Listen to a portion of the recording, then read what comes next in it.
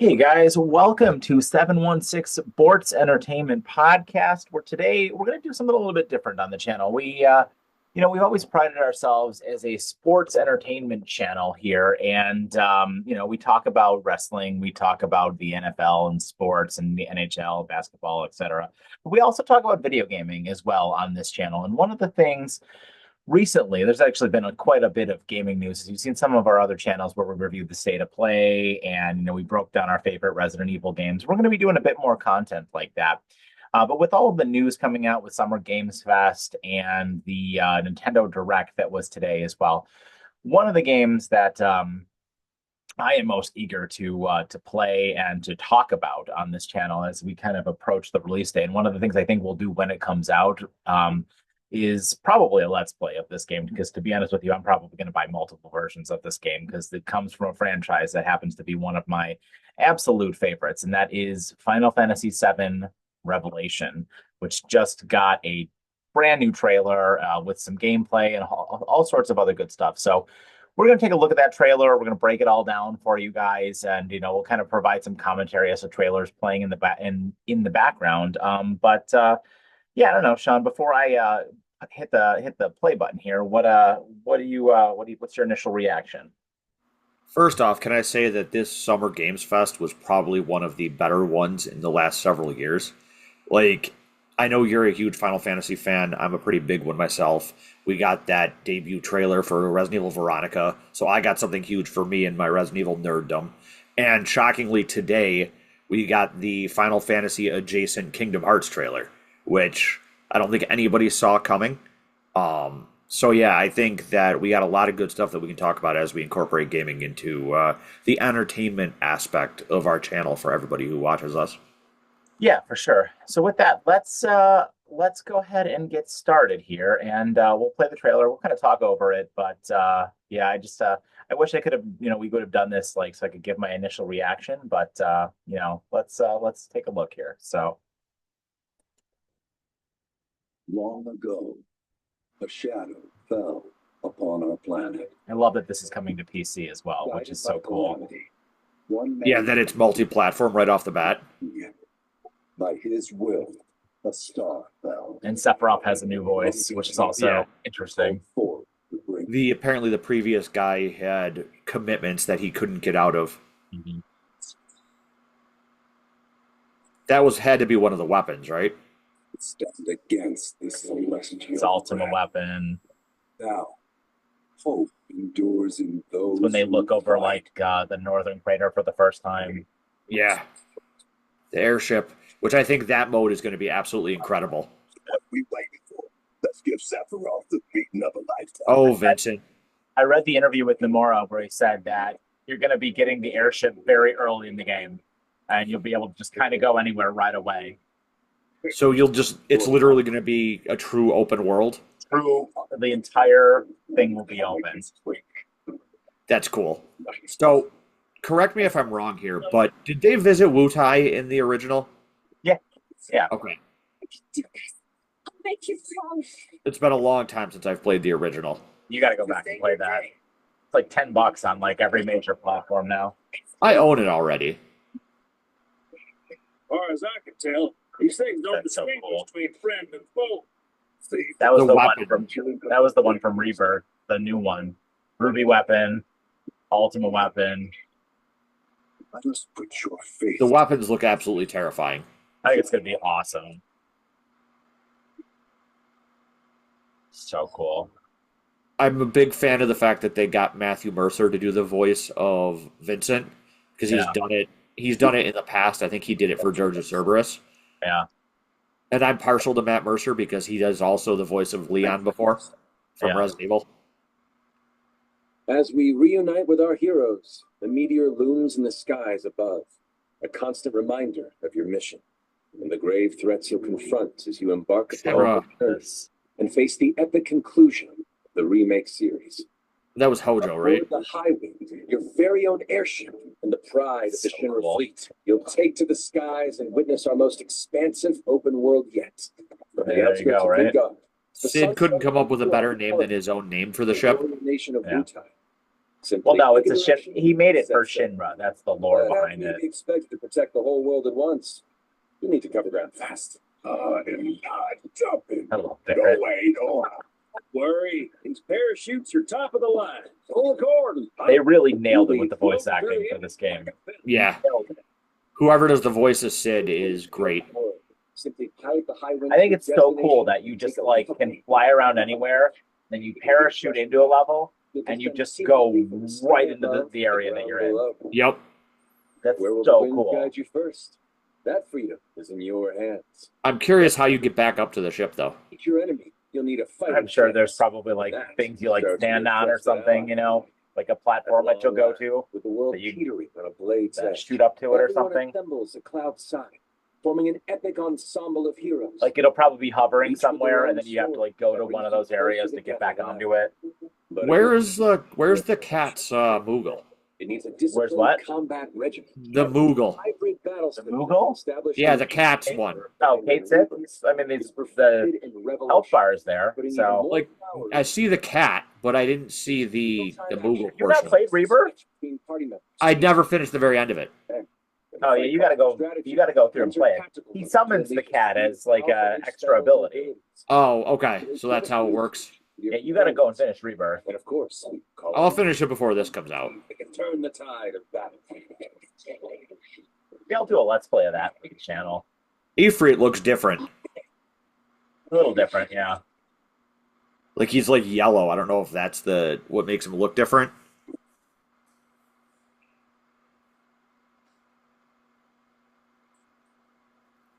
So, And Vincent is suitably badass looking. yeah, Vincent is a deft gunslinger, capable of delivering precise. That's so high-yield cool that shots. that's in there. But there's more to this secretive former Turk than meets the eye. The result. Yeah, I of forgot he was a Turk. at the hands of Yeah. Shinra. Vincent can transform into the galleon beast at the press of a button. That's so Gaining neat. tremendous power That it's not only like I don't know if it's a and limit break or just an ability, because it seems like you can use the synergy abilities between the two characters as he's in that form. Yeah, him and Sid. So cool. Sid Highwind. Sid Highwind. I wonder if it's like a timed thing you can do. I would assume so. Defeat Sephiroth. Sid's command of his lance allows him to Probably rapidly like, close the distance you know, while you're with within powerful one strikes. battle, right, that you Engages can do it. an area of effect. And whatever Sid does with this dragon is cool.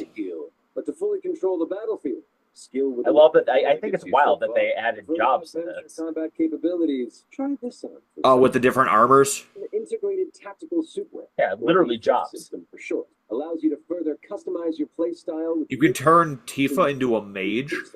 Yeah. Alongside your equipment and materia, Fitz gives That's you cool. the edge in battle. And to face what's coming, you'll need all the strength you can muster.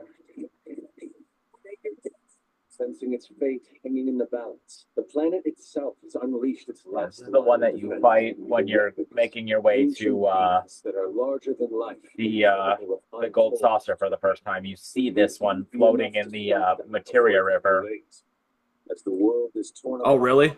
you Yeah. and your friends must unite. It's like an original one that they made up for this We come game. to the thrilling conclusion of the Final Fantasy VII saga. It's where they break out like towards the end of the game, and Tifa. I did read that they're going to have the slapping mini game in this when Tifa and Scarlet are standing on the cannon and they slap each other back and forth like at the end of the game. They're going to add it as a mini game. I think that's hysterical. Yeah, I was reading a thing saying that this was going to have a ton of mini games again. Yeah, that's fine. The mini games were fun.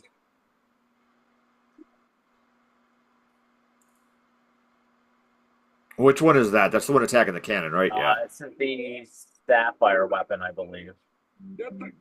Which is the one that the cannon blows up, right? Yeah. This is like almost shot for shot from the original game. Like this exact same sequence happens in the original 97 game.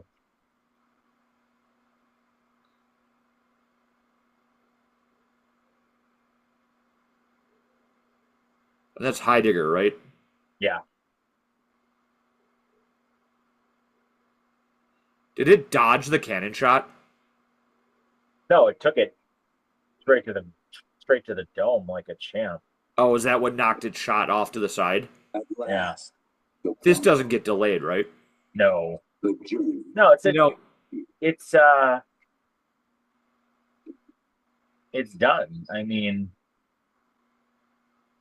it's totally done. So So for the fact that it's getting released not as a console exclusive, what do we think of that? I think it's I think that's smart because you are not limiting your audience, right? Like for the first, I mean, hell, 2 years because it came out in February of 2024. Rebirth did, and it just popped out on Switch and Xbox like a week ago. So I think it's huge that it's coming out on all everything because you're going to sell way more copies of it now if you're Square. I mean, I'm kind of surprised that they're not doing at least like a timed exclusive, but less than what the previous one was. You know what I mean? Like a 6 month timed exclusive or something crazy like that.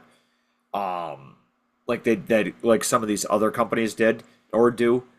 But Oh, before we talk more about this one, you just picked up the last one on the Switch too. What are your thoughts on that? How does it so run? so I purchased Rebirth when it came out on PS5 in February of 2024. Played through that and beat it. Got the platinum trophy, the whole 9 yards of that game, and it was fantastic. It runs like a dream on PlayStation. I gotta say, it runs very well on Switch too. I'm Yeah. actually kind of surprised.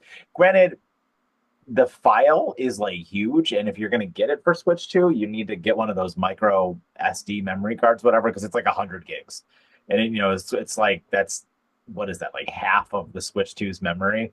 Yeah. So like you're gonna need to get one of those external memory things. But I am surprised at how well it plays, even in handheld mode. Like I take it with me when I'm riding the bike or something like that, the stationary bike, and I can play this game and it looks just as good as it did on the PS5 in handheld mode on my Switch 2. And it runs like a dream. It doesn't stutter, it doesn't skip. It has all of the extra stuff that was in the remake of the first one for Switch 2, just Final Fantasy VII Remake. It has all the streamlined progression stuff, the God mode, making everything a bit easier so you can kind of just, if you want to just run through it and just play the story, like for you who hasn't finished it yet, I would get the Switch 2. I mean, it's not in all versions now, but since you use your Switch 2 the most, I would get it for the Switch 2, use the streamlined progression so you can at least play through the story. Okay. And so you think just based off of what the previous two played like, Revelations might be worth getting on the Switch 2 as well? I'm going to get it on PlayStation just because I'm a trophy whore. But Yeah. but I might end up getting it on Switch 2 as well, just so I can play it on the go. I mean, like, I am not one of these guys who buys the same game more than once, but in an instance like this for a franchise that is my absolute favorite, and probably the original is probably in my top three games of all time. Another one of those they announced a remake for today, being Ocarina of Time. Oh my God. That's in my top three as well. That was just a teaser trailer. But yeah, I mean, Ocarina of Time, Final Fantasy VII, and Chrono Trigger are my three favorite games of all time, and two of those have brand new, 2026, 2027 remakes, which is friggin' incredible to me. I cannot believe that this Final Fantasy thing is finally coming to an end. Like it's 8 years of waiting for this whole thing because the other one came out, what was it, in 2019, I think. Oh, right. It was right around COVID. Yeah, so 2020, 2019, and the last one will be out in 2027. So Because I mean, 8 years between for all three of these games to get them all, and I can't wait for spring of next year. I think it's going to be absolutely fantastic. yeah, I think that this game looks incredible. I mean, like I said, I still have to finish the other one, but as far as gaming in general over the next year or two, just based off of some of the things that were announced, in addition to Final Fantasy, I just think that as gamers, we're going to eat well. Oh, no And doubt, no doubt.